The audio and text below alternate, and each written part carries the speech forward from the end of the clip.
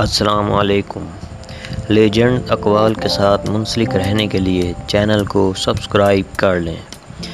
جناب حکیم لقمان فرماتے ہیں، تہجد کے وقت آنکھ کھل جائے تو سمجھ جاؤ کہ آسمان سے آواز آئی ہے۔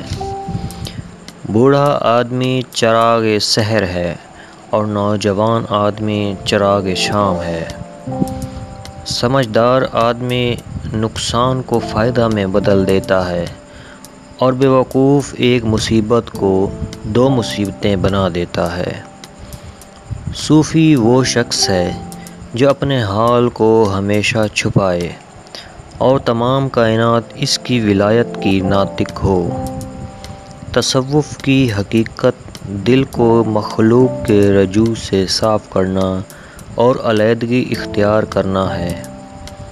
وہ عمل جس کے ذریعے بندہ انتہائی مدارج تک پہنچتا ہے، وہ اپنے تصور اور عجز و ضعف کا مشاہدہ کرتا ہے۔ کثرت کلام حسنات کو اس طرح چوس لیتی ہے جیسے زمین پانی کو جذب کر لیتی ہے۔ قناعت کا پھل راحت ہے، تواضع کا پھل محبت ہے اور تکبر کا پھل عداوت ہے۔ خلوص یہ ہے کہ ہر حالت میں، ہر حال میں صرف اور صرف اپنے حق تعالی کو دیکھیں اور سنیں، باقی مخلوق کو چھوڑ دیں۔ جس شخص کی عزت لوگوں میں زیادہ ہو، اسے اپنے نفس کو حقارت سے دیکھنا چاہیے۔